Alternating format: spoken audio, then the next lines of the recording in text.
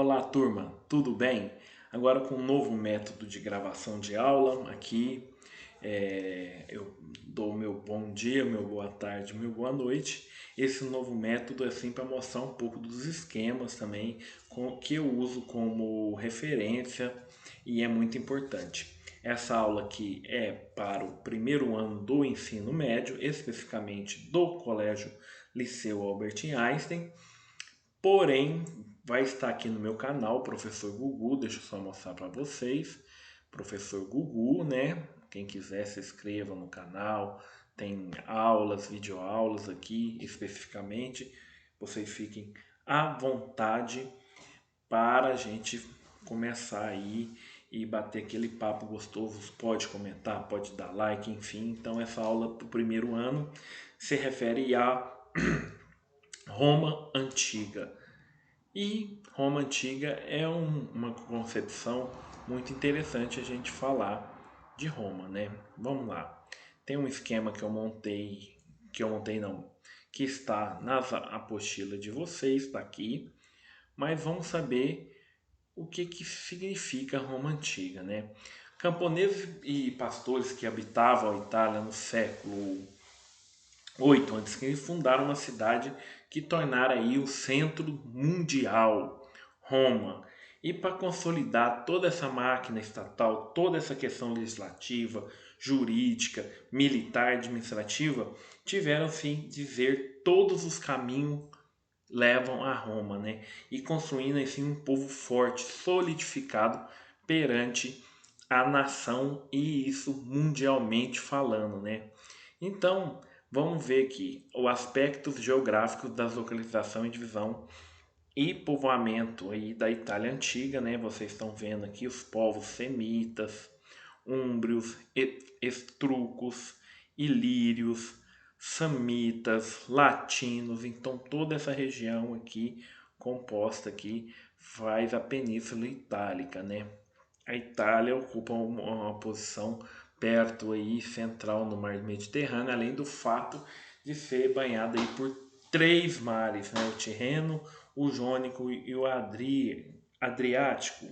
Então, Roma aí ela tem suas penínsulas, podendo dividir basicamente em quatro regiões: norte, sul, central e insular. Então todo esse esquema vai estar disponível para vocês aí, para vocês poderem fazer também a análise de vocês. Entre os principais povos que ocupavam a Península Itálica se destacavam os italiotas, originários da Europa Central, que eles eram todos subdivididos, né? Você tinha os samitas, que eu mostrei para vocês, os sábinos, os eguns, os vulgos e os latinos. Os etruscos, origens incertas, não sabiam de onde vinham esse povo, influenciaram muito a formação dos romanos. E também por se tratar aí desse processo perto do Mediterrâneo aí, a posição central, ocupavam aí a Magna Grécia e influenciavam também na cultura romana, os gregos. Então, como que nasceu essa potência? Então, tem toda aqui uma estrutura geográfica para vocês terem uma noção de quanto é e onde é o espaço romano, né? E o nascimento de Roma? Existem duas histórias, duas teorias para se identificar o nascimento de Roma. Eu acho a lendária muito interessante porque ela tem um cunho um pouco mitológico, né? Então ela tem que ter essa questão mitológica que é muito importante, porque eles viviam também das questões místicas, né? Então é muito importante a gente falar dessa lendária história de dois gêmeos, Rômulo e Remo, sendo que Rômulo matou Remo. E aí que uma loba os achou perto à margem de um mar e dali levou e criou essas duas crianças. Aí originaram esse nome Roma, né? De Rômulo e Remo. E ela criou e com isso tudo ele construíram todo esse império e nascimento de Roma.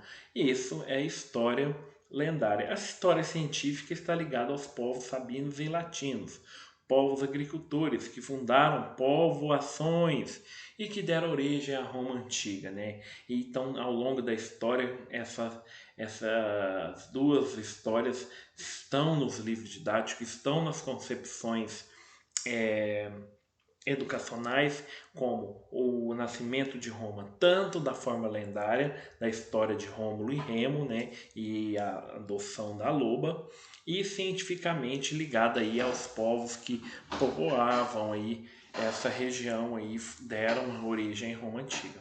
Mas a história de Roma é dividida em três períodos e grandes períodos importantíssimos aí na formação desse império, né? Então, vamos voltar naquele esquema, só um minuto, da organização, né?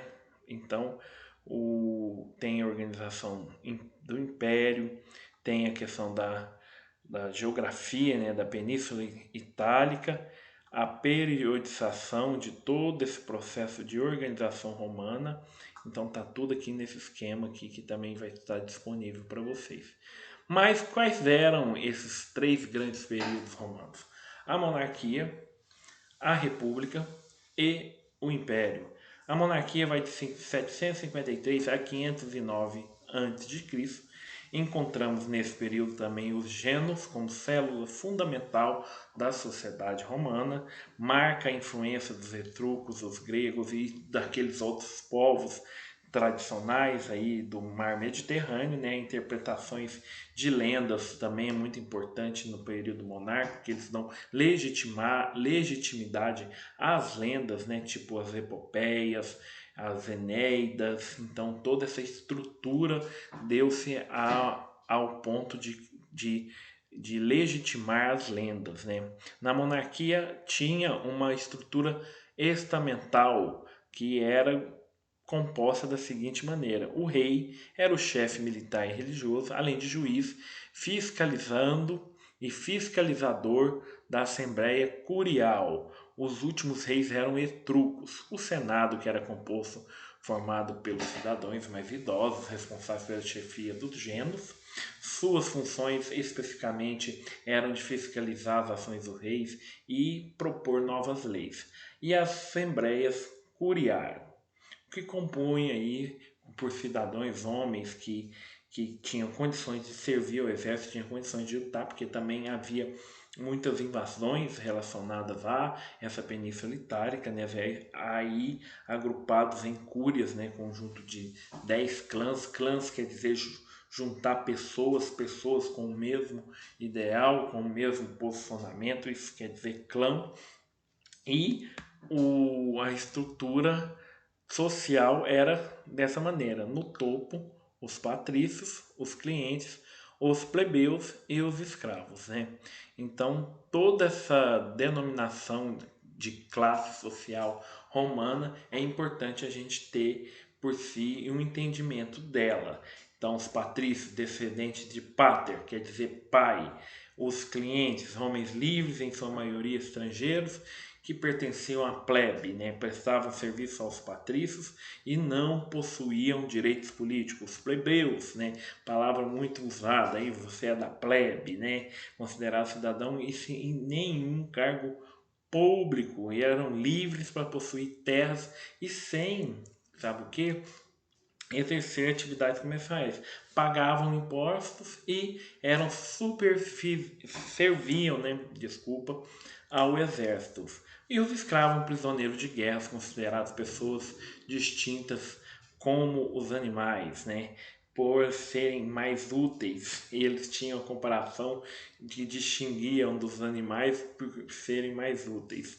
Realizavam mais as variadas todas as atividades, e com o fim da monarquia houve uma revolta aristocrática, a aristocracia daqueles que comandavam lá os reinos, né?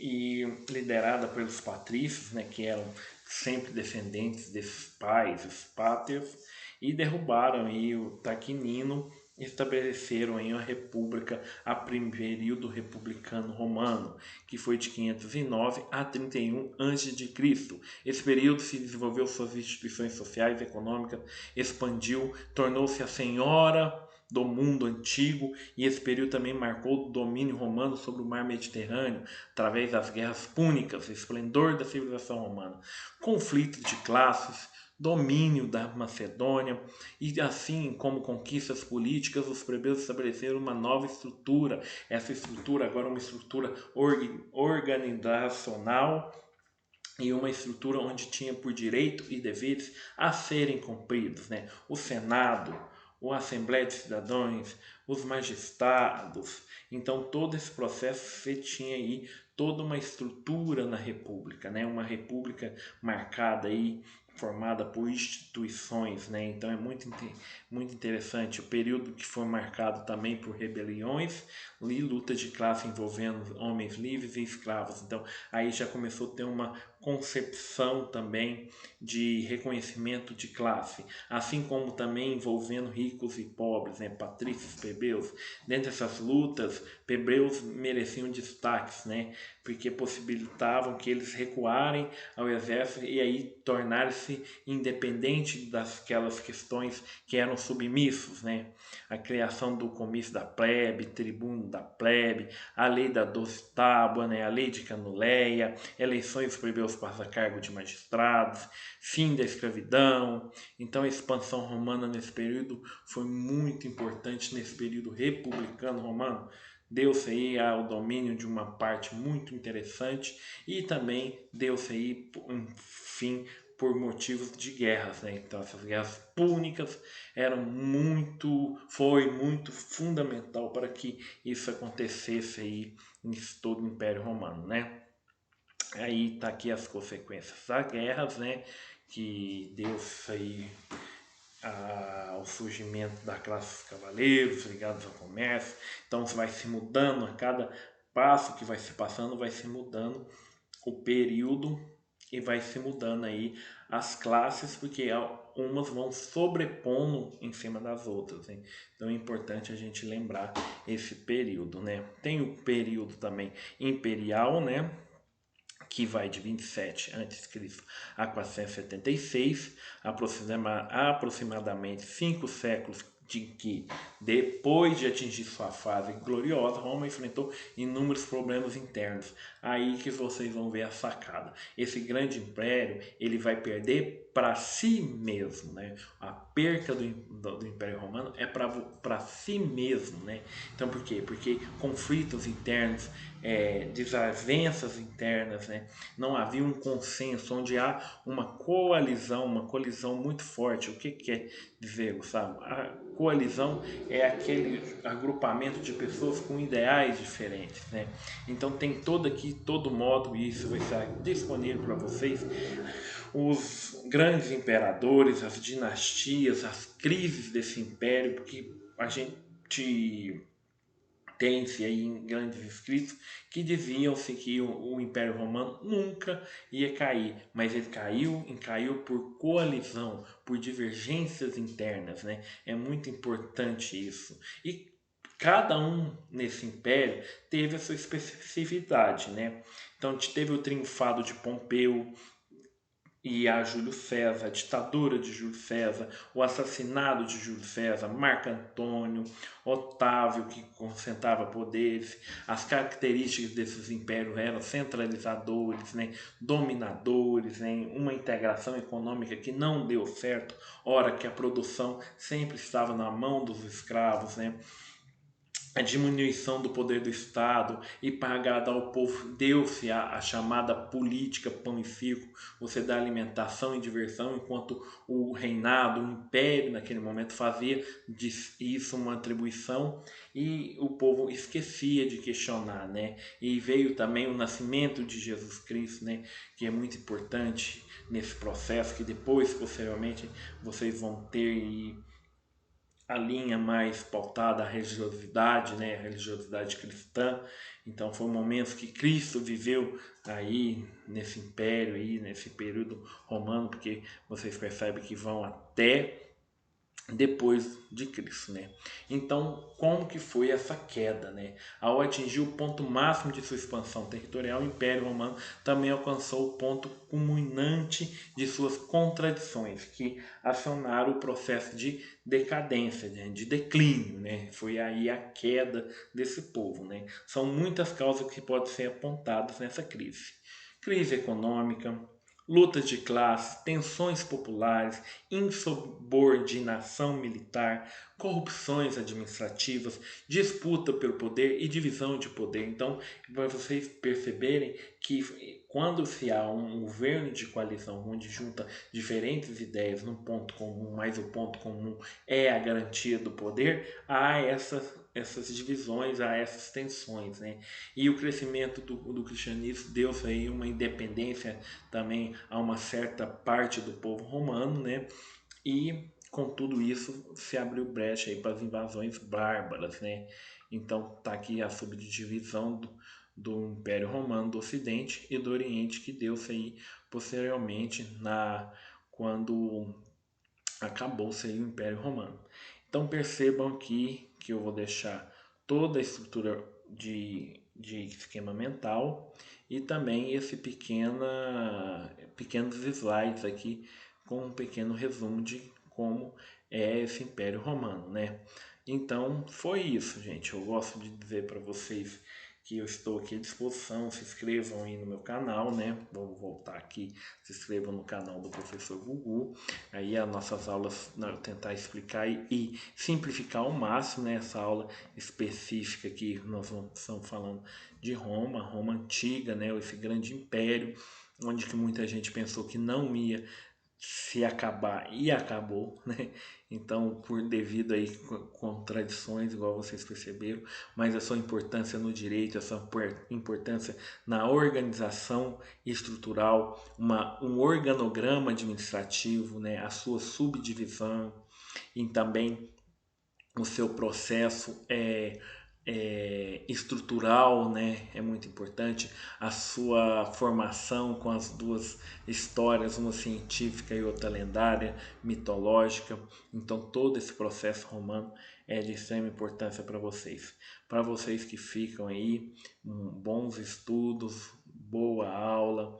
Eu fico muito, espero que tudo passe e que tudo isso seja apenas um modo de aprendizado para todos nós, né? Não se esqueçam de inscrever no canal do professor Gugu. Um abraço para todos vocês.